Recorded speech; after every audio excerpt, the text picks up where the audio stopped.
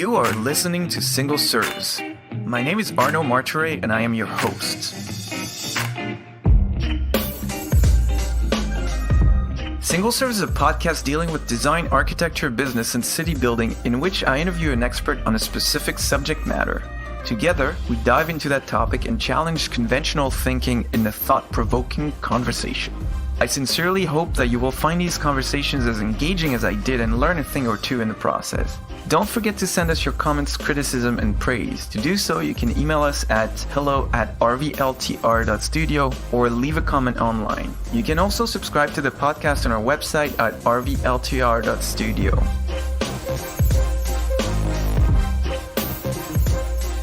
Jaime Derringer is an artist and founder of the popular design platform Design Milk and Clever Podcast. She's also an artist living in San Diego, California.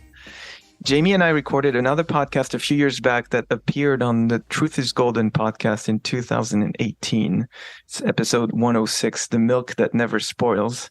You'll find a link in the show notes. We talked then about our life up to that point. Go check it out if you'd like to learn more about Jaime. Today, we're reconvening to talk about all things Metaverse, Web3, and crypto, as Jaime has now taken the next step in her professional life after selling Design Milk to Ahalife in 2019. So, Jaime, thanks so much for coming back. It feels like an eternity since we last spoke. It does. It's so funny thinking back 2018. I mean, it really wasn't that long ago, but we were living in a completely different world pre-pandemic. And yeah, that was before I sold Design Milk. So a lot has changed for me and for the world since then. Well, so that's going to be my first question. Usually I ask people, can you tell us who you are and what you do in 3 sentences or less? But given our podcasting history, I'll just refer people to the first podcast for that. Instead, can you catch us up to what you've been up to since 2018? Of course. So as I mentioned, and as you mentioned in the introduction, I sold Design Milk in 2019, and I stayed on for 3 years as the chief creative officer and helped bring the brand into e-commerce. And as everyone knows, during those couple of years through 2020 and 2021, and still right now, we're still kind of in a pandemic, a global pandemic. So a lot of things shifted in the world as we know it since then. But I left Design Milk in March of last year, 2022. And so it's been almost a year since I left.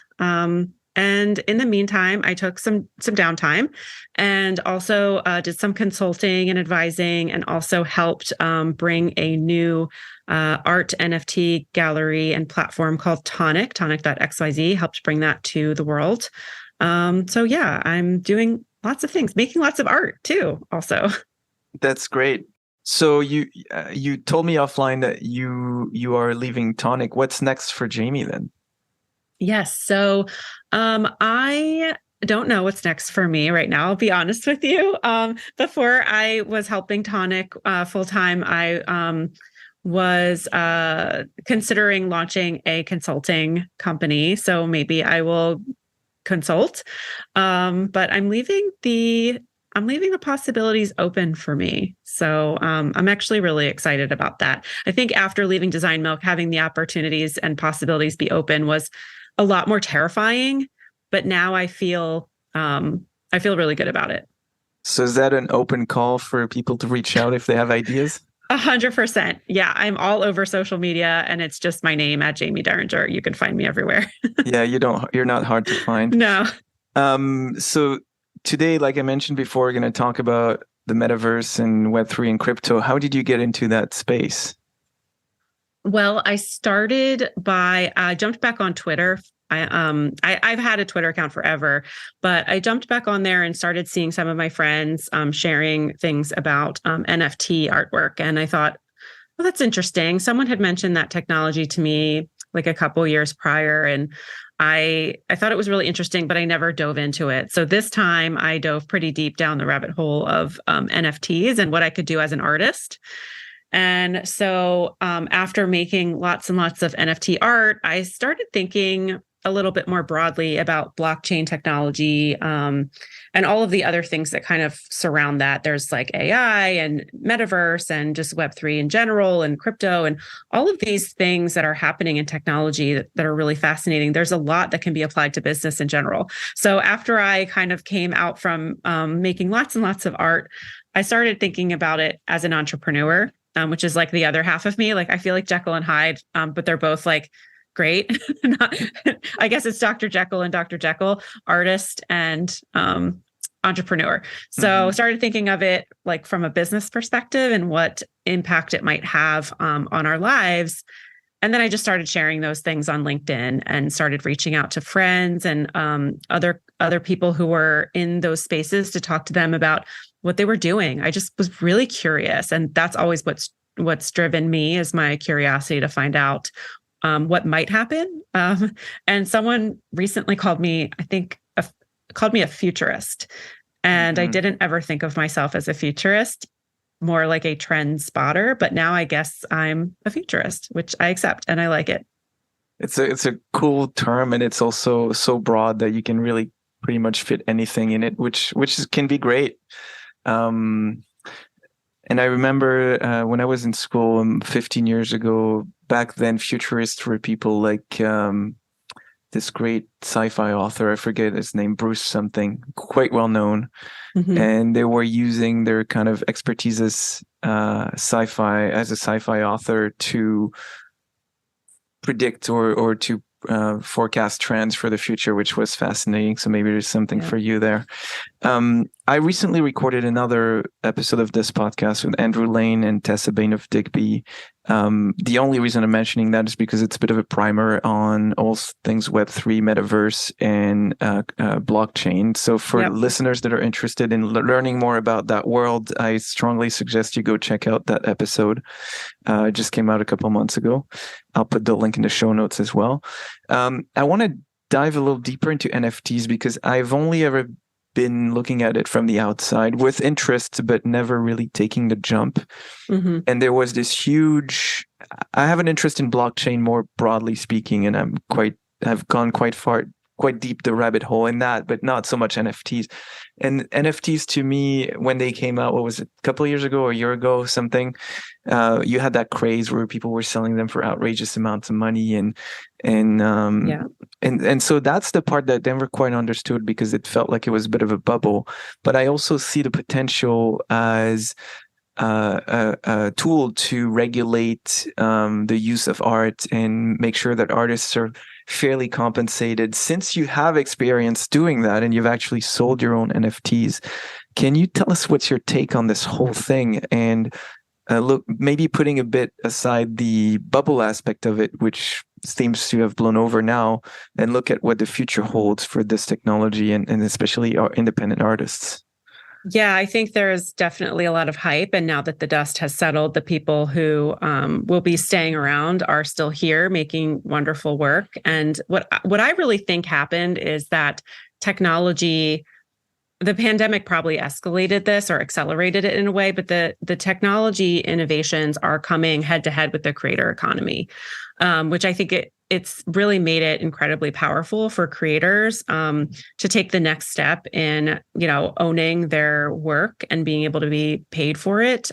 We've been very beholden to platforms, social media platforms to help pay creators. But I think that the blockchain enables creators to take ownership of all the work they create. They could mint their pieces on the blockchain and have a perpetual royalty set. So for example, I might sell you a physical painting, and let's say in 20 years, I become like the next Picasso or something. And then you sell that painting for, $1 million. I don't get any of that money from that painting. But if it were an NFT piece of art, I could put in a royalty amount and I could continually be paid on that every single time it changes hands. So I think that's a really powerful way that creators can take the power back and hold that power to be financially compensated for their work long term, no matter what happens to it and whose hands it ends up in. And it also, is really interesting to me too about it is it's like a very public ledger of provenance. So you can trace a piece of work back to its original owner on the blockchain.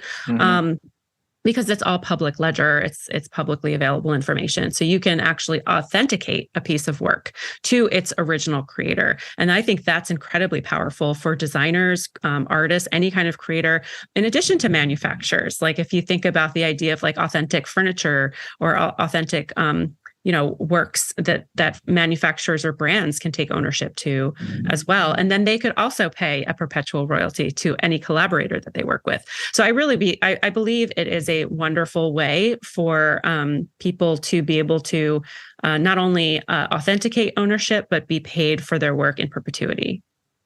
Yeah, and that's very appealing. I'm a creator also in the commercial art world, and the enforcing the licensing is always a pain in the ass, to be honest. So it seems to be a great tool for that. Mm-hmm.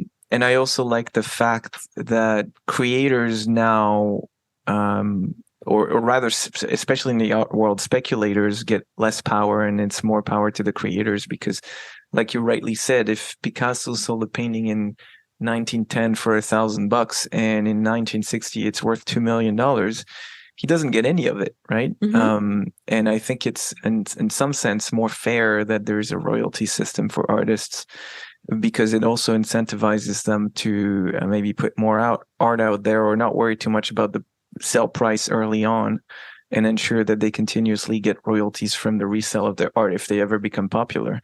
Yeah. I think people in the design industry are slowly waking up to the fact that those technologies are coming. But why do you think it's important for them maybe to educate themselves on the matter, and what are the implications for the design industry of all those, let's call it under the umbrella of Web3, all those technologies that we mentioned?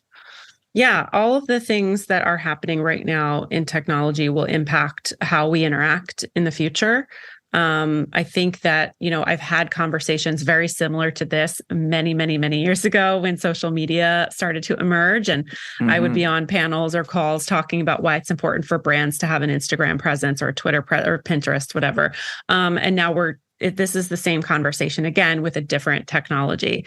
So I believe there's like a place for all of these technologies that will impact design in some way or another. Of course, AI, we know, will impact everything that we do. We'll be partnering or using it or collaborating with it in some way or another in most of our jobs in the future. I believe that NFTs will play a bigger role in the design industry for authenticating ownership and paying out royalties. But also the metaverse is another one that I really think is a big, very interesting idea. It's not here yet fully, and we don't really know how it will unfold. But I do think that immersive VR, AR types of technologies will be integrated into really interesting use cases. Like, I think right now it looks a little far off for a lot of people, because a lot of what's being designed right now in the 3D space is more like for gaming. And it looks very space age, very futuristic, not really applicable to, let's say, a boardroom or conference room. But I think that eventually we will be having, like we're on Zoom right now, we may be having this in a more immersive 3D environment where we feel like we really are sitting across from one another. And mm-hmm. that, I think, enhances our experience of talking and experiencing each other as humans, because a flat screen really doesn't replicate being in person, but at least a 3D immersive environment would do that. But I also think that there are, ways in which that technology will impact design. I mean, right now we're already seeing AR and VR being used in interior design for walkthroughs, in construction, to see where things should be going. That's already happening. And then I think like manufacturers will be creating digital twins of their products to be sold virtually, or just for their sales reps to use as a better tool for customers to experience their products. Instead of seeing it on a flat screen, you can walk around it, even if you're not in the same location. So I think there's a lot of benefits that feel much more applicable than, like, let's say, me having some digital land and some gaming metaverse, So a lot of people are talking about that, but I think like the real use case scenario is like, what we might need in our everyday lives in doing business and interacting with each other. which makes more sense because someone like me, and I'm sure there are a lot of people that feel the same, spending your day in a purely 3D metaverse is really not all that appealing. Right. I'm much more comfortable with the idea of like augmented reality where you still live in the real world, but you might have layers of information appearing here and there when you need them.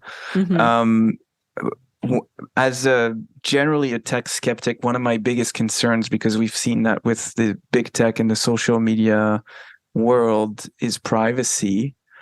Mm-hmm. I do know that privacy is more baked in Web3 by virtue of how the blockchain operates, but how do we make sure that the mistakes of Web2 and the rampant monetization of private data doesn't happen if it's at all possible? I'd love to hear your thoughts on that. Yeah, there are companies out there that are being built as we speak that are trying to give the ownership of data back to the user, so that it is in my hands or your hands, like who sees and accesses your private data and information. We have basically given these companies away so much information when we register for any website, email address, date of birth. I mean, but they're able to know so much more about us than we even offer up. So I think that it will. I believe that the blockchain can enable this data privacy so that we have more self-sovereignty and we can elect to sell our data, or we can revoke access to our data when we connect or disconnect from a website. And you can opt in or opt out as much as you would like. And then I think it would be great to be able to be paid for that. So like we're not getting paid for giving all of these companies our information that they then use to like sell to advertisers.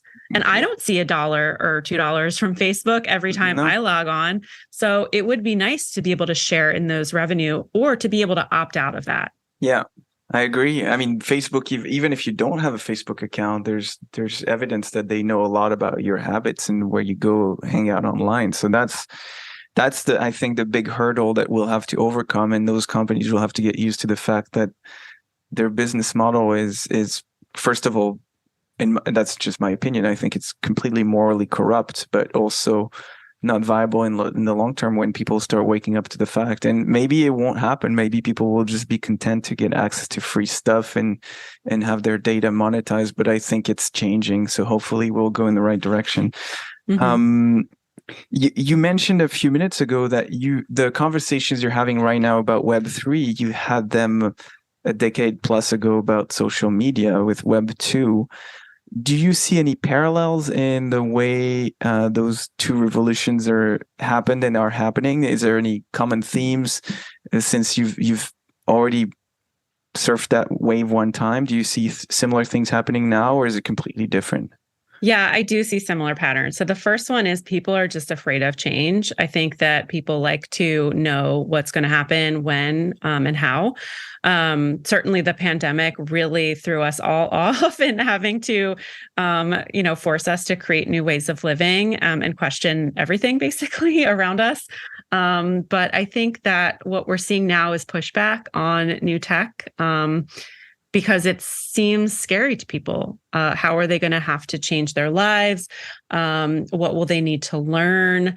Will their jobs become obsolete? Will they have to hire new people or learn a new skill? So I think there is a lot of fear. And so one of the things that I try to do in a lot of the conversations that I have is like demystify it and try to help people adopt it or even just dip their toe into it. Because when we talked about social media in the early days, people really didn't just like understand why they needed these things to do business. And I was trying to explain that like, you'll need this because your customers are going to be there and you need to meet them where they are. This is kind of the same situation in that you will need to adapt to these new technologies because that's where your customers will eventually be. If you think about the Gen Z, that generation has grown up. They don't know like a world without an iPad or phones or all of these technologies. And my daughter, who's Gen Alpha, doesn't know a world without Roblox. So these are the future customers, consumers of all of the company's products. And so that's how they will expect business to be done. But it doesn't have to be overnight. Like companies don't need to jump right in and like adapt all of these things all at once. I think it's much more of thinking about learning, dipping your toe into things, watching and listening, and thinking about your client or your customer and how those folks will benefit from one of these types of services that you could offer. I think that brands and companies will need to think about their own customers and clients and figure out what makes the most sense. For example, back in the early social media days, sometimes it didn't make sense for a brand to be on Facebook at all or Pinterest at all. It was just go to Twitter or just go to Instagram. And I think that that's also going to be relevant here. You don't have to learn all of these things overnight. Dip your toe into a couple and figure out where your customer might end up gravitating toward, and then just go in that direction. But right now, it's really a time to learn and just be open-minded and look at all of the opportunities. So if I asked you to write the healthy skeptics rule to approaching those new technologies, what would you how would you tell people to approach it? I approach everything being open-minded and optimistic and with curiosity. And I think that now would be a great time to gather everybody at your company together, or your friends and colleagues or trusted colleagues, and just talk about it. Get some new perspectives, find out who's interested in it and who might want to, take a class on it, or find out what types of contractors might be able to help you expand your design business into like a 3D immersive environment. It may not be a skill that you need to acquire. There are many people out there who already do it. Just like in the beginning of the social media days, people had to find somebody who knew how to do social media and bring them onto their team. This is much more about education, opportunities, and exploration. I think in these early days, I would also say that, you talk about being a skeptic. I think it is very, very much a watch and learn and or educate yourself. Yeah, that makes sense. I don't know that was good at all an answer. No. I'm so sorry. It's fine. I know what I would do, because I actually just wrote a piece on this whole thing as a kind of primer. So my approach was like, think about what the technology can do for you. So if you find a technology that's mature enough and has commercial potential for you and your clients, then by all means jump right into it. If you find yourself looking at a technology that looks promising but requires a lot of upfront investment for it to work, it might be worthwhile, but you should really consider if you want to put all those resources into it. But the third kind of point I made is that there's also a lot of scammy things happening, and so that's why I keep bringing the word skeptic up, because you want to be wary of those snake oil peddlers. We've seen it with FTX, and there's been, frankly, crypto exchanges blowing up since 2013 or 2014, since the first one blew up, Mt. Gox. Nobody remembers today because it was still the early days of crypto. But it happens every couple of years. There's one that promises the moon, and then it turns out to be a scam, and then they blow up. So it's like everything else. There's Bernie Madoffs in every industry. So you just want to be careful with that. So that's kind of my approach. That's why I tend to be skeptical, but I'm also not a Luddite. I don't want to say don't approach new technology, because it can be very beneficial, and we've all benefited from it in some way or another over the years. But I think it's interesting to look at that. I like your approach of watching and learning and being curious, because I think that's the best way to protect yourself from scams while still learning about the important stuff, and then eventually dipping your toes and embracing it. So yeah, I don't think it makes sense for anyone to go from 0 to 100 overnight with any of these technologies. I think it's a lot of experimentation right now. There's a lot of tools that are still being built. So I don't think we will see the full spectrum of what we're dealing with for another couple of years once new companies start emerging with really good utility and applications for this technology. It still feels very much like we're in, the beta version of all of these things. If not even before the beta version, like the alpha release or whatever. So let's talk maybe about some specific applications. What are the most promising ones you've seen so far? Oh, great question. One of the things I think is really great, I mean, you've already talked to Andrew and Tessa from Digby, so I think their design authenticator is fantastic. And I love the idea of being able to trace originality and life cycle of a product using this technology. So I think we'll continue to see a lot of growth in that area. I'm very interested to see what kind of hardware comes out in the next couple of years for AR. I think that you mentioned AR as being something you're, mostly interested in versus like being fully immersed 24/7, which totally makes sense. I think that we will see some interesting hardware coming out for AR. So I don't really see it as being something we're using regularly unless you're, shopping every day and you've got, your phone up and you can see a sofa in your room before you buy it. Like that's a great application of AR technology that we already have right now. Yeah, it's been around for a couple of years. Yeah. But I think it's going to explode if we can have some glasses or something that helps us do that. As we look around a room, we can see different enhancements or instructions. Like imagine if we had like enhancement on how to operate something or how to fix a problem with your car on the side of the road.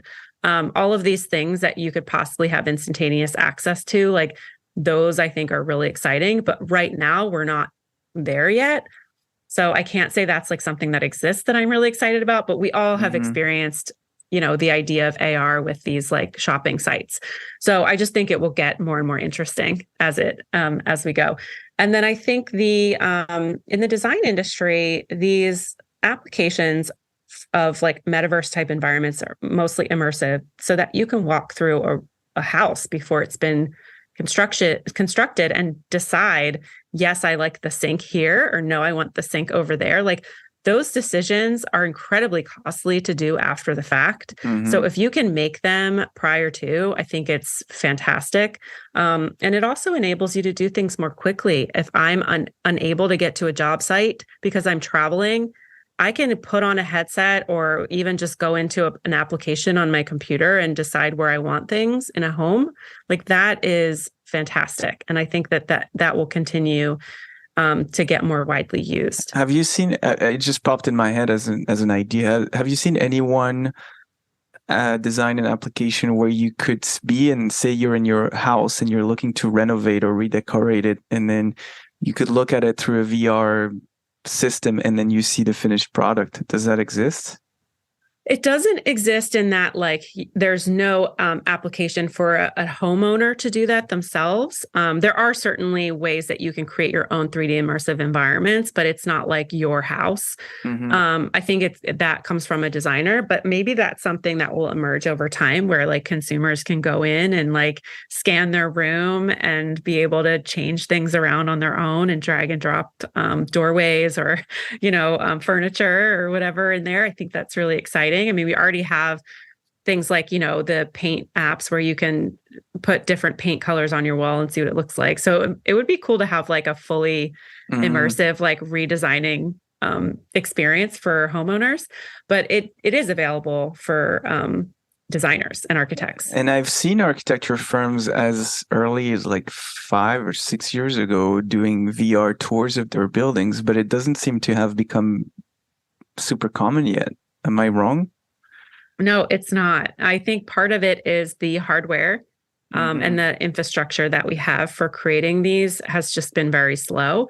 And at least now we're seeing a lot more momentum and acceleration in that. So I think we'll probably be seeing more and more of it emerge soon. And do you see promising applications maybe more in the art world or the creators world? like it's as outside of Huge, design? Yeah. huge applications for creators. Certainly from an artist perspective, yes, the blockchain enables so much exciting stuff to happen. Like I could mint an NFT piece of art that evolves over time, that has sound, that has movement, that has, that could be placed in an immersive experience or experienced immersively, like in a 3D environment.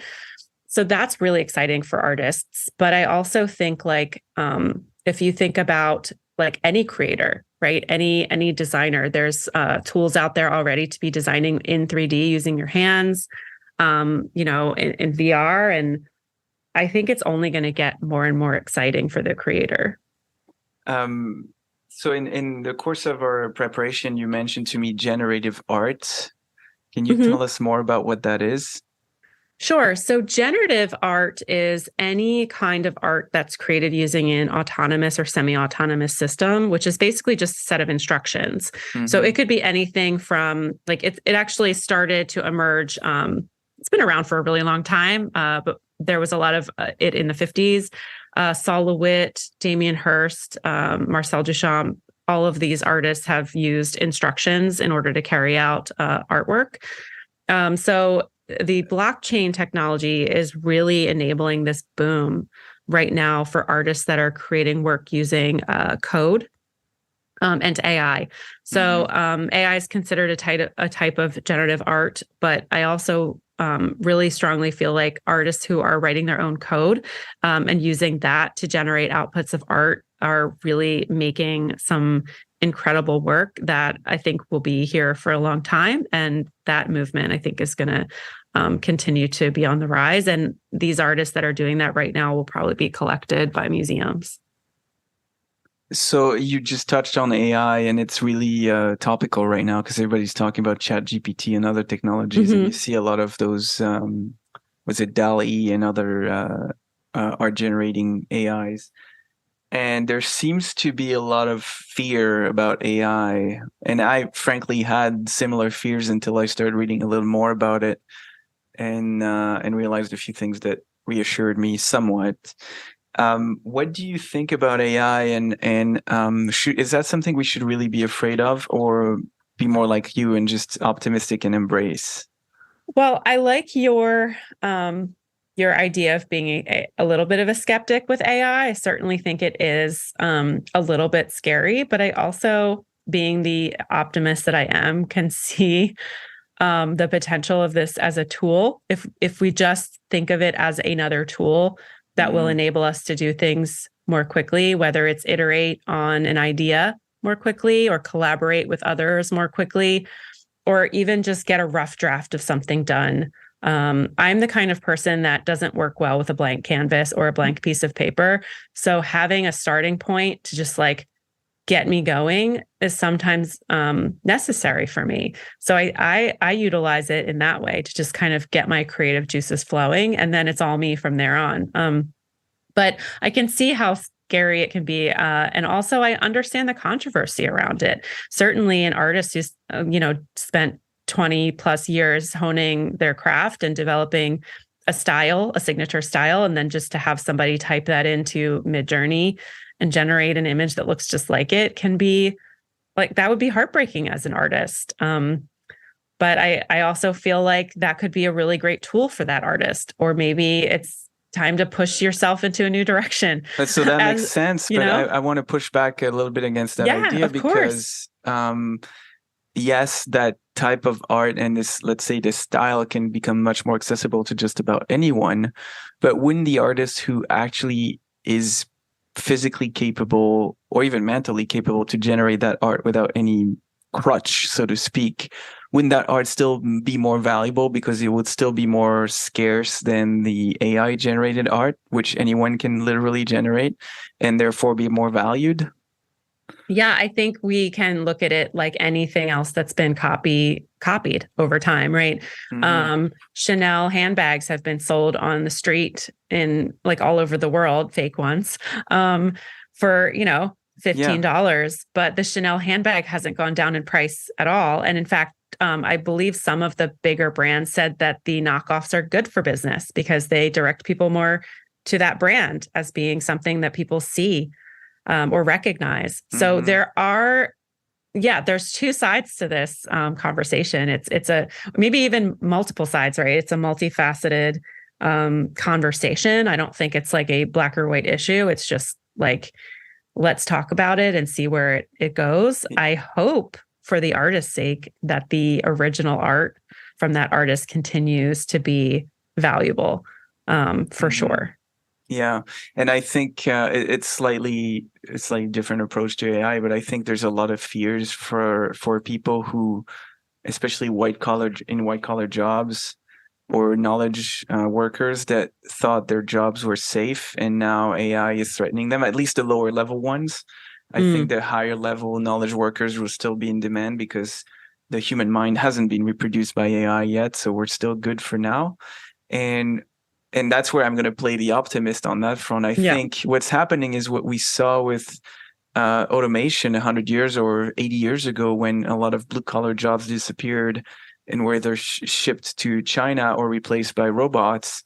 But it didn't destroy the economy. People just found other things to do. So it overall made humanity more productive and freed up a bunch of people to do other things that could keep moving the humans forward, so to speak. And I think that's what's going to happen with AI, at least in its current guise. I don't know what's going to happen when we reach general or general AI that's as or more intelligent than humans, but we're not there yet. Is that a lot of those jobs are going to be, the same way CAD killed the architecture draftsman. It didn't kill the architecture profession. It just removed a whole bunch of jobs that were made redundant. I think it's similar what's happening. Maybe I'm wrong, but I think that's the case. And then those people will find other things to do. And maybe that's a good way to go back to the trades, because there's a shortage of trades and we need trades to make the world work. So maybe we're going to come full circle and change things around a bit. I love that you brought it back to the trade, because this is something that I feel really strongly about, that there is a shortage of tradespeople, and there are jobs available for that. So I think that that's a really, really important point. And I would love to see more people enroll in trade school. I know that going to college has been beaten into all of us for so many years. But I really think that trade is a respectable and amazing profession, and it allows individuals to become pretty independent and or create their own businesses. So it's very empowering. It's tough work, but I think there's so much great opportunity in that industry. But if you look at it strictly pragmatically, you can make, I'm sure now it's well over 100 grand because of inflation, but as a welder, maybe you study for a year or two and you come out of school and at 21, and you start making 100 grand right away or close to. That's not a bad career. Yeah, you're not going to make as much as a lawyer or a doctor, but you also don't have to spend 10 years plus in school. And all the student loans. Yeah, and pay $500,000 or $1 million worth of student loans back. Yeah. So from a strict financial point of view, it makes a lot of sense. And I also think that a lot of people see the trades as being, the plumber that's a little overweight that shows up at your house and shows his crack when he's working under your sink. But you can be a plumber and still be a very educated and well-learned person. They're not mutually exclusive either. Absolutely. So I'm a huge fan of Mike Rowe from Dirty Jobs, because he's been advocating for trades for probably about 20 years now. And he says the same thing, those people who he's met throughout his career, a lot of them have become literal millionaires because they've started businesses and they've grown, and now they have 10, 20, 50 people working under them. Yeah, they work hard, but it's rewarding and it leads to a great quality of life. So I'm a big proponent, and I think the colleges now have become just degree mills. Most degrees don't really lead to anything. There are degrees that are useful, if you want to be an engineer or an architect, those are still valuable because they lead to great careers. But most degrees just are not. The cost is not worth the effort anymore, because the You can't find jobs with those anymore, just plain and simple. Yeah. And I think it's important to take into consideration is that 4 years better spent getting experience in a specific profession or specialty versus sitting in a classroom. School of life, baby. That's where it's at. Love it. Yeah. I don't use my degree. I have one, but it feels kind of useless. I have 3 and none of what I do directly applies. I mean, they've been helpful in learning about things that I work on every day, but I don't need them to do what I do. So I'm with you. I have one more question for you, and it's switching gears a little bit, but there's been community aspect to everything you've done, at least since the beginning of Design Milk, and it seems to be even growing as you move further into your career. What do you think community is so important, and what do you get out of it? Great question. What do I personally get out of it? Yeah. First of all, I think community is incredibly important. I think there's nothing better than bonding over similar experiences or things that you like with your peers. That just makes you feel included. I think it's a very human need to be part of a group of people who are like-minded or who will care about you or for you and you for them. I think that's just a very human thing that we all need. And coming out of the pandemic, even though we're kind of still in it, we are at least moving about the world again and seeing each other in person. Mm-hmm. And I think that people really are welcoming that much more than they would have if we hadn't been through that experience, being stuck at home without human contact for so long. So I feel like it's definitely another one of those things that's been accelerated because of the pandemic is a really big in Web3. Community is really big. Part of it is this post-pandemic phenomena, but the other part of it, I believe, is because for so long we've been on these social platforms that are supposed to be social and connecting us and bringing us together. And yet somehow they've been somewhat divisive, also not really friendly for conversation. Hard to really like have a conversation on social like you could maybe in the MySpace days. It feels very much like you're shouting into a vacuum and you're not really seeing the interactions or meeting people like you would have in the early days. So I think there's this like backlash, that is more focused on ways that we actually can converse with each other. Mm-hmm. And there's been a movement back to in-person events and smaller, more intimate communities, like things on like communities on Discord servers, or small groups of people on WhatsApp where, you all have something in common and you're bonding over that. And I think a big part of Web3 is about developing a community around something. Sometimes it turns into a brand, and sometimes it's just people helping other people with resources or coming together around something that they all love. Yeah. And I think it's fantastic. I've always been a community person my whole career and my whole life. And so I feel like in the early days of the internet, for me personally, when I started finding other people online who liked the things I liked, that was why I fell in love with the internet in the first place. So it's been the driving force behind my entire career. Yeah. And I think you and I are old enough to remember the days of Web 1 where you go to IRC chats or internet forums, and those were a true community. I remember I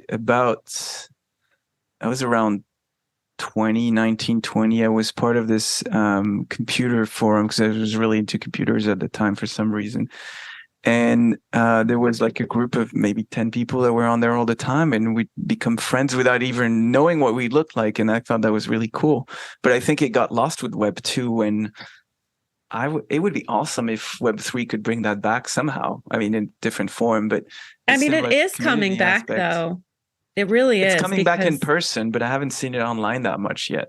Yeah. Maybe so in the right spots. In the Discord servers that I'm in, it is like I'm having dinner this week with people I met in a community, that just so happened to be local, and it's bringing new friends to me, which I just thought wasn't possible with the internet the way that it was going these days. Because I used to meet all my friends online in the early days, and then it kind of lost the excitement and the luster of like where we would gravitate toward each other or around something together. But it seems to be moving back toward that. And that's probably why I'm like extra excited about it, because it reminds me of those early days where you could very easily and intimately connect with other people. And even if you don't meet them in person, they're still there online and, always there to chat or be supportive. And I love that. Yeah, those were the days. So what is Discord? Is it the 21st century version of a forum? Kind of, yeah. I mean, basically, I think it's just like a giant. Let me start that over. Discord is an app that you can use to either create your own server, which is basically just a group of like rooms that you can create, like chat rooms around a specific issue or a brand or a person or whatnot. So anyone can create a Discord server, and it is typically like an invite only or private servers. And there's a lot of public servers as well that you can join around certain issues or brands that you like. So it's just another way to connect with people online. So is it similar to Slack, but less business oriented then? I would say it's very similar to Slack. Yeah. Okay. Now it's starting to make sense. That's how out of touch I am, because I don't know Discord. It's okay. It's very confusing for first timers. I think the reason why I'm comfortable with it is because I've been creating forums and internet communities for so long that I'm just kind of used to it. But it's very similar to Slack. Gotcha. I think that's all the questions I had for you. So do you have any last words of wisdom for our listeners about what we talked about today? I've been asked this a lot in like most of the talks that I've done, and my takeaway is usually to maintain your optimism and your curiosity in exploring new frontiers of technology and what it can do for you or how you can use it. I advise against being scared and pushing against it, because it's going to advance whether or not you embrace it. And I think that embracing it makes it much easier to deal with, even if you don't love it.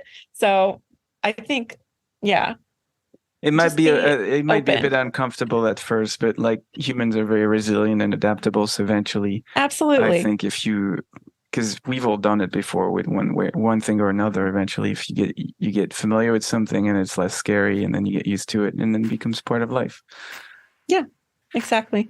Great. Well, Jaime, thank you very much. That was great, and hopefully we'll do another interview this time in less than 6 years. Thank you.